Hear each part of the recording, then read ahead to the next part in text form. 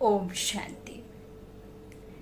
सफलता के लिए बहुत ही अचूक साधन हमारे पास होते हैं, जो एक तरह से हम कहते हैं कि रामबाण कार्य करते हैं, लेकिन हम उन नियमों का पालन गलत तरीके से करते हैं। सफलता हमें नहीं मिलती, उसका कारण है जब हम कोई भी कार्य करते हैं, भल हम कोई इंटरव्यू देने जाएं, कोई बिजनेस के लिए किसी से मिलने जाएं, किसी से हमें उधार पैसा दिया और हमारा ही पैसा हमें ही वापस लेना है, और हमें कोई भी काम, मान लीजिए A to Z कोई भी हम कार्य करते हैं। अब मान लीजिए कि हम सेवा ही करना चाहते हैं बाबा की, हमें सब कुछ आता है, हमें बाबा का ज्ञान भी है, नॉलेज भी है, स्पीच देने का हमें पता भी है कि हमें किस तरह से बाबा के ज्ञान को किसी को समझाना है, कैसे खुद का, कैसे आत्मा का, कैसे ईश्वर का परिचय देना है। फिर भी हम चाहते हुए भी इन कार्यों में असफल हो जाते हैं, क्योंकि हम वह नहीं करते जो हमें करना चाहिए। तो हम जानेंगे कि हमें क्या करना चाहिए जिससे सफलता मिले। तो देखिए, रात में या जिस कार्य के लिए आप करना चाहते हैं, शुरुआत करने से पहले जिस तरह से हम किसी एग्जाम के लिए तैयारी करते हैं, फिर ही एग्जाम लिखते हैं, ऐसे ही नहीं लिख देते हैं एग्जाम कि आपने कुछ भी नहीं किया, कुछ भी नहीं पढ़ा और एग्जाम लिख दिया। हम रात में, जब सुबह में हम कोई इंटरव्यू देने जाते हैं, कोई एग्जाम देने जाते हैं, तो हम क्या करते हैं कि पता नहीं क्या, क्यों, कैसे, कहाँ में चले जाते हैं कि पता नहीं, हम जाएंगे तो, लेकिन हम पास नहीं हुए तो, जो पढ़ा है वो नहीं आया तो, क्या पता मैं उस समय भूल गया तो ये जो आपके नेगेटिव संकल्प हैं, जो आपकी ये नकारात्मक सोच है, वो ही आपके दिलो दिमाग पर इस तरीके से आप उसका छिड़काव, स्प्रे कर देते हैं कि उससे आप असफल हो जाते हैं। जबकि हमें क्या करना चाहिए, बाबा कहते भी हैं, परमात्मा अपने महावाक्यों में भी कहते हैं कि मुझे साथ लेकर के, हर संकल्प में मुझे साथ रखो, पहला। दूसरा, बाबा कहते हैं कि आप किसी कार्य को करने से पहले सूक्ष्म रीति से आप जाइए। अब वो सूक्ष्म रीति से जाने का क्या है, जैसे कि हमें सुबह में हमने मन बनाया, हमने प्लान किया कि हमें कल बाबा की सेवा करना है। अब बाबा की सेवा करना है, लेकिन हमारे संकल्प फिर वही आ गए कि क्या पता हम कर पाएंगे या नहीं, सामने वाले को हम समझा पाएंगे या नहीं, हम बाबा का परिचय तो देंगे, लेकिन यदि कुछ पॉइंट्स भूल गया तो, भूल गई तो इस करके हमारे संकल्प। अब आप इसको उल्टे को सुलटा कीजिए। उस उल्टे को सुलटा कैसे करना है, जैसे मान लीजिए कि आपका एक प्रॉपर प्लेस है जहां आप सेवा के लिए जाना चाहते हैं, या किसी व्यक्ति के पास आप अपना लेन देन वापस लेना चाहते हैं, कुछ भी हो, A to Z। तो आपको सूक्ष्म रीति से रात में उसके पास, उस मनुष्य आत्मा के पास, उस जगह पे जाकर के मन बुद्धि से आपको उनको इमेजिन करना है। इमेजिन करते हुए आपको सफलता देखनी है खुद की, कि मैं हर हाल में सफल होऊंगा ही, होंगी ही, हर हाल में सफलता मुझे मिलनी ही है, और उन आत्माओं को वाइब्रेशंस देनी है कि जिसके पास मैं जाऊंगी या जाऊंगा तो वो मेरे साथ में सिर्फ एक, कहना चाहिए लेन देन के हिसाब से नहीं, एक बहुत मीठा सा एक रिश्ता बनेगा, एक बहुत हमारे आपस में बहुत अच्छे संबंध रहेंगे, और यह कार्य जरूर करेगा, और वह कार्य में सफलता जरूर ही मिलनी है।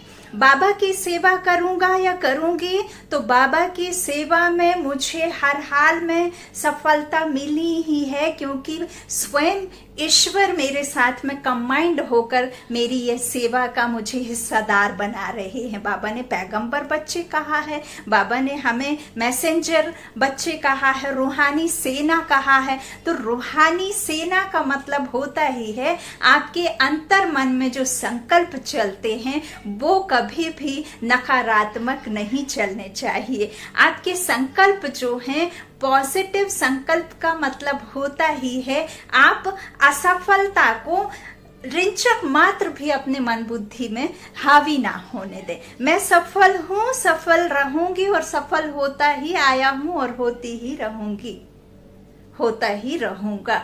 यह बाबा हमें कहते हैं कि आप मान लीजिए अपना कुछ लौकिक कार्य ही है, उस लौकिक कार्य को आप करने चाहते हैं तो हम क्या सोचते हैं, हम जा तो रहे हैं लेकिन मुझे लगता है इतना कैश भी लेके जा रहा हूँ, ये तो मुझे पता है कि मैं इतना कैश लेके जा रही हूँ या जा रहा हूँ, लेकिन मुझे नहीं लगता कि वो सामने वाला व्यक्ति काम करेगा। मुझे ऐसा क्यों लग रहा है कि वो नहीं करेगा, इतना सब कुछ लेके भी नहीं करेगा। तो ये जो आपका अंतर मन में चलने वाले जो ये नेगेटिव संकल्प हैं वही तो आपका असफलता का कारण है, वही तो असफलता का कारण है। आप इसके बदले ये भी तो सोच सकते हैं मैं जा रहा हूं इस काम के लिए, जरूर सफल होऊंगा और वो सामने वाला जरूर करेगा। हो सकता है कि वो पैसे भी ना ले, हो सकता है कि वो ऐसे ही काम कर दे, ऐसे ही मेरा काम बन जाए। तो बाबा का यही कहना है कि बच्चे आध्यात्म से जुड़ना अर्थात आपके जो भी कहना चाहिए कि नेगेटिव बातें हैं, नेगेटिव संकल्प हैं जो हमारे अंतर मन में सूक्ष्म रीति से काम करते हैं, वो सूक्ष्म रीति से भी उन नेगेटिव संकल्पों को काम करना नहीं चाहिए, उसके बदले उसको पॉजिटिव संकल्प में चलाना है। तो बस यही तो बाबा का पुरुषार्थ है। हम क्या करते हैं, बाबा ने कहा चलते फिरते उठते बैठते आप जो भी संकल्प करते हैं तो पहले मेरी याद में थोड़ा हो जाए, साथ में माना खुद को आत्मा निश्चय करें, परमात्मा के साथ में कुछ समय के लिए कनेक्ट हो। जैसे हम मोबाइल की एक रेड डंडी से भी हम कहते हैं कि उम्मीद लगा के रखते हैं कि ये आधा घंटा चल जाएगा, 1 घंटा चल जाएगा, तो वो उतने से में कितना सारा हमें जो है पावर उतनी रहने के बावजूद हमारा कितना साथ निभाता है। तो ये जो परमपिता परमात्मा और हमारा जो आत्मा का संबंध है ईश्वर के साथ, वो ठीक उसी तरह से कार्य करता है। यदि आप व्यर्थ में उलझे रहेंगे, इस तरह से नेगेटिव संकल्प चलाएंगे तो आपको असफलता ही मिलेगी ना, क्योंकि हम हर कोई वही करता है। कुछ कार्य के लिए निकलना है तो पहले उसमें आप खुद ही असफल महसूस करते हैं, आप पहले ही आशा से निराशा की ओर चले जाते हैं।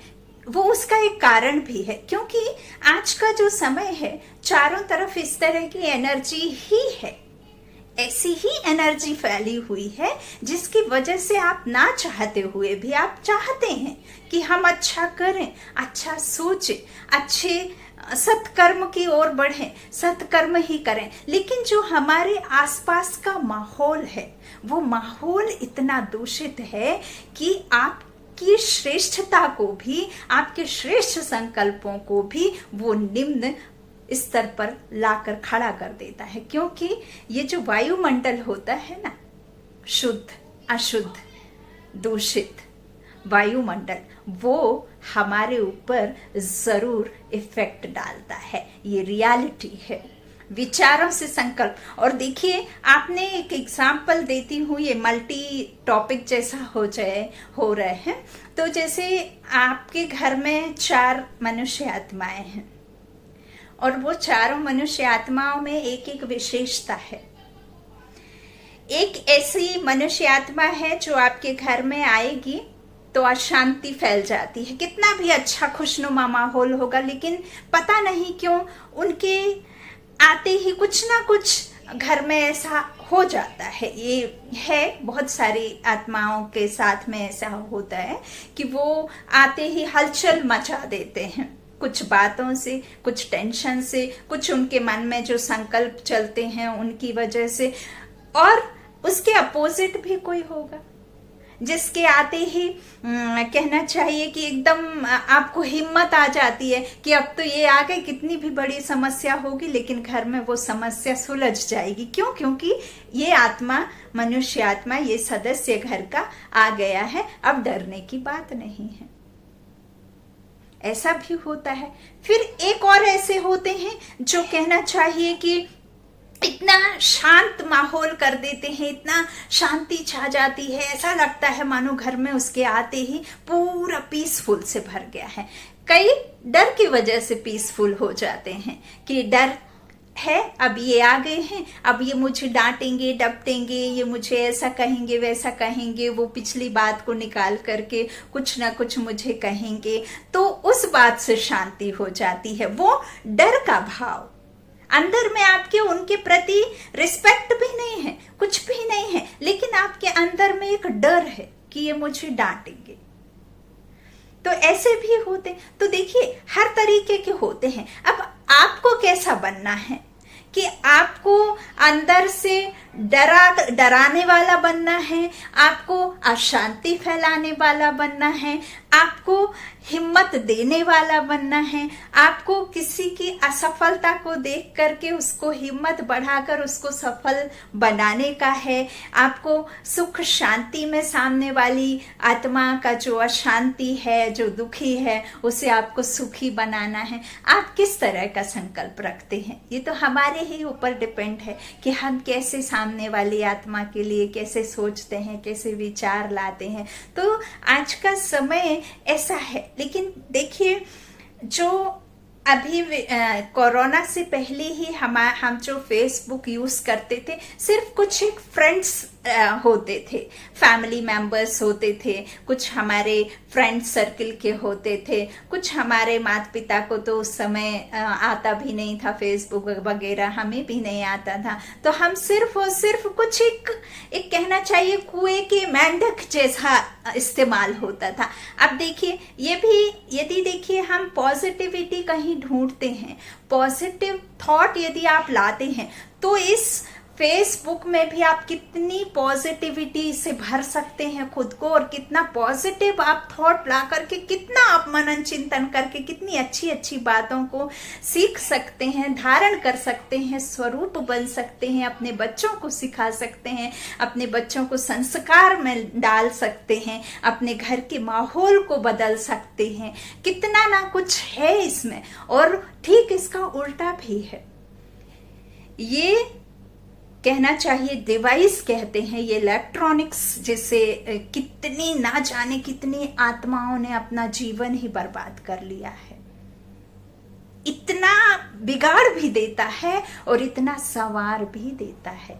ये इलेक्ट्रॉनिक्स जो हम इन्हें इस्तेमाल करते हैं अलग अलग तरीके से, तो कितने हैं इसमें ऐसी नेगेटिविटी, ऐसी सोच से भरा हुआ है, ऐसे चीज़ों से, ऐसी बातों से भरा हुआ है, जिसमें आप यदि उस तरफ थोड़ा भी थॉट लाते हैं तो इतने ना जाने कितने, कहना चाहिए कि इस तरह से नेगेटिव थॉट और कितनी बेकारी थॉट और कितना गलत इसके द्वारा हम सीख सकते हैं। लेकिन अभी देखिए, कितनी ऐसी मनुष्य आत्माएं हैं जिन्होंने अपना जीवन भी परिवर्तन किया है, जो चाहते हैं। देखिए, इसमें हमारा, जब तक आप खुद को परिवर्तन करने का नहीं बनाएंगे कि हम खुद को चाहते हैं बदलना, तब तक आपको कोई बदल ही नहीं सकता। स्वयं भगवान भी आ जाए तो भी हमें कोई बदल नहीं सकता, यदि आप खुद नहीं चाहेंगे तो। विचारों का परिवर्तन होता है, लेकिन सिर्फ पढ़ने से, किताबों में तो हम कब से पढ़ते आ रहे हैं, शुरू से सुनते आ रहे हैं। कोई बात अच्छी लगी, हाँ अच्छी है, किसी को बता दिया। बाबा मुरलियों में भी कहते हैं, सिर्फ अच्छा लगा, और अच्छा लग के आपने दूसरों को सुनाना शुरू कर दिया, और आपने उसे खुद ना तो बदली किया खुद में, और ना ही स्वरूप बने, और ना ही धारण किया, तो क्या फायदा? ये ज्ञान देकर के भी, ये ज्ञान सुनकर के भी क्या फायदा निकला? कुछ फायदा नहीं है।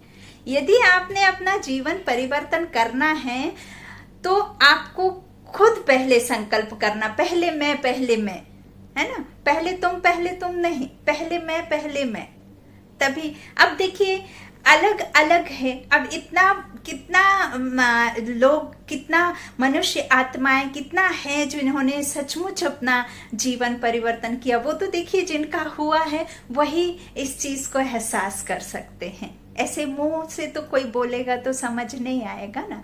तो ऐसे ही तो परमात्मा का प्यार भी है, जिसने उससे प्रेम कर लिया तो वो हर पल खुशी में रहता है, हर पल खुशी में रहता है। कल जो हुआ अच्छा हुआ, जो होगा वो बेहतर होगा, और जो होने वाला है या जो आने वाला है वो तो बहुत ही लाजवाब होगा। तो क्योंकि ये परमात्मा अपनी नई दुनिया की रचना कर रहे हैं, ये पुरानी दुनिया का खत्म होने वाली है। इसे हम महाविनाश नहीं कहना चाहिए, इसे कहना चाहिए युग परिवर्तन, महापरिवर्तन का समय ये है। हर एक बात को आपको कैसे अपने में धारण करना है, कैसे स्वरूप बनना है, कैसे खुद की असफलता को कैसे सफलता में परिवर्तन करना है, कैसे आपको जीवन परिवर्तन करना है, कैसे हम बाबा के ज्ञान को स्व कल्याण के लिए और सर्व कल्याण के लिए, सर्व आत्माओं के लिए कल्याण करना है। ये तो बाबा रोज कह रहे हैं। अभी बाबा ने कुछ दिनों से मुरली में सिर्फ और सिर्फ विनाश की बातें कही हैं। तो ये कई आत्माएं तो वो विनाश की बात सुन करके ही ना मुरली को अवॉइड करते हैं, सुनते नहीं हैं। हैं बहुत सारे मनुष्य आत्माएं हैं जो मुरली सुनना पसंद नहीं करते, उबासी खाते हैं, नींद आती है। जबकि आप यकीन माने, यदि आपने उसका आदत डाल लिया, शौक डाल लिया मुरली का, तो आपको ऐसा लगेगा मानो एक बार नहीं, 2 बार नहीं, 3 बार भी पढ़े। हमारी जानकी दादी दिन में 3 बार मुरली पढ़ा करती थी, सुना करती थी। हमारी मनमोहनी दादी देखिए चले गए, फिर भी अव्यक्त हो गई दादी भी, उन्होंने भी खुद से मुरली पढ़ती थी। कितना दादी का कितना उम्र था, कितना रस आता था उनमें। अब वो आत्माओं की जगह तो कोई इस संसार में ले ही नहीं सकता, क्योंकि एक आत्मा का पार्ट किसी दूसरी आत्मा से मिल ही नहीं सकता। और इस संसार में जो जिस पार्ट में है उसका हूबहू वही पार्ट है, और वो एक्यूरेट पार्ट है। आप किसी को बदली करना चाहते हैं तो वो बदली नहीं होगा जब तक आप खुद को बदली नहीं करेंगे। कहते हैं ना, सहयोग तब मिलता है जब आप सहयोगी बनते हैं। आप सहयोगी बनेंगे तो आप सबको सहज योगी बना लेंगे, है ना। तो ये जब हम कुछ भी कार्य करते हैं तो परमात्मा सिर्फ ये कहते हैं कि यदि आप मुझे शामिल करके कार्य करते हैं तो जो आपका कार्य हो रहा है या कार्य होने को है वो एक्यूरेट होगा। और इन केस किसी कारणवश वो कार्य नहीं होता है तो उसका जिम्मा भी, उसकी जो कहना चाहिए कि नहीं होना, उसका जिम्मा भी मैं लेता हूँ। क्यों लेता हूँ? क्योंकि बच्चे ने मेरे साथ में, मुझे अपने साथ में रखते हुए वो कार्य किया। तो यदि कार्य बिगड़ा है मतलब वो बच्चे के लायक कार्य नहीं था, इसीलिए परमात्मा ने आपका वो कार्य होने से रोका।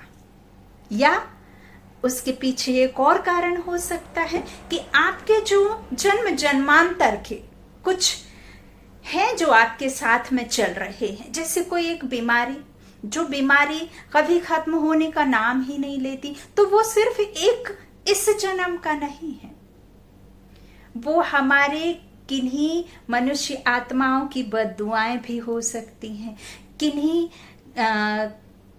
आत्माओं को हमारे द्वारा कष्ट पहुंचा हुआ भी हो सकता है। तो वो जो हमारे साथ में चलते हैं ना, वो आपको ही उसका हिसाब किताब चुकता करना होता है। एक बहुत ही प्यारी लाइन मेरी कि देखिए, हम यूं जीवन में मुस्कुराते रहे, हम जीवन में हर एक मुश्किल को अपना ही कर्ज समझकर अदा करते रहे, हर एक मुश्किल को हमारे जीवन का कर्ज समझ कर अदा करते रहे, और हर एक मुश्किल को एक पेपर समझकर, एक संघर्ष समझकर उसको क्रॉस करते रहे। और लोगों ने सोचा इन्हें तो दुख का एहसास ही नहीं है। ए खुदा, तेरी मर्जी में ही मैंने अपनी रजा समझी, मैंने अपने कर्म विकर्मों का ही हिसाब किताब चुकतू करने जैसे मैंने इस जीवन को समझा। और लोगों ने सोचा कि इस बंदी को तो दुख का एहसास ही नहीं, ये बंदी दुख क्या जाने, ये बंदी किसी के दुख को क्या जाने। ये जीवन एक संघर्ष है। हर एक मनुष्य इस संसार में दुखी है, इसीलिए उस परमात्मा को बार बार हर कोई याद करता है। लेकिन परमात्मा को दुख में याद करते हैं, सुख में याद नहीं करते। सुख जब वो देता है तो हम उसकी शुक्रिया नहीं करते, और जब वो दुख देता है तो हम उसी को कोसना शुरू कर देते हैं, जबकि दुख देने वाला वो नहीं है। जो आपने कर्मों का बीज डाला है, यदि आप नींबू का बीज बोएंगे तो नींबू का ही पेड़ निकलेगा, उधर आम का पेड़ निकल नहीं सकता। यह रियलिटी है जीवन की। हम जैसा चाहते हैं खुद को बनाना, वैसा ही हम बने हैं, किसी और ने नहीं बनाया। परमात्मा हमें एक खाली कोरे कागज की तरह भेजता है इस संसार में। अब आपको किस तरह के रंग भरने हैं उस खाली पेपर पर? कर्मों के द्वारा, अच्छी सोच के द्वारा, लोगों के लिए मनसा वाचा कर्मणा एक रस स्थिति में सबका भला, सबकी ऊंचाइयों को छूते हुए आप उन ऊंचाइयों में उनका साथी बनकर, उनकी खुशी में शामिल होकर, किसी को उड़ते हुए देखकर उनको नीचे खींचना नहीं। जबकि ये मनुष्य आत्माएं जो इस रावण राज्य में मनुष्य मनुष्य को ही दुख देते हैं, और फिर मनुष्य मनुष्य से ही पूछते हैं क्या हाल है तुम्हारा, क्या हाल है तुम्हारा, ऐसे पूछते हैं, और दुख भी वही देते हैं। और मनुष्य समझते हैं कि भगवान दुख देता है। तो कहीं ना कहीं यदि हमारे साथ जीवन में कुछ घट रहा है, कुछ हो रहा है, या कुछ नहीं बन रहा है, या कुछ बन रहा है, तो उन सब के जिम्मेदार हम ही हैं, कोई दूसरा उसका जिम्मेदार नहीं है। ये टॉपिक लंबा हो जाएगा, इसीलिए मैं वापस आऊंगी। आपको बहुत ही इम्पोर्टेंट एक सब्जेक्ट है जिसको सभी को सुनना है। आप ज़रूर बने रहिए थोड़ी देर के लिए, स्पेशली जो अपने देश से बाहर हैं, जो विदेश में हैं, उन भाई बहनों के लिए ये संदेश एक तरह से पहुंचाना बहुत ज़रूरी है। वैसे तो जो भी बाबा के बच्चे हैं वो निडर हैं, अचल अडोल हैं, उनको ये सब नॉलेज देने की ज़रूरत नहीं है, ना ही उनको इन सब चीज़ों की ज़रूरत है। लेकिन बहुत हैं आत्माएं जो अपने देश से बाहर हैं। आने वाले समय में बहुत कुछ होना है, तो उसके लिए हमें अटेंशन, अलर्ट, और हमें खुद के लिए खुद तैयार करना है। क्योंकि आप चाहें ना चाहें, जो होगा वो तो होगा ही।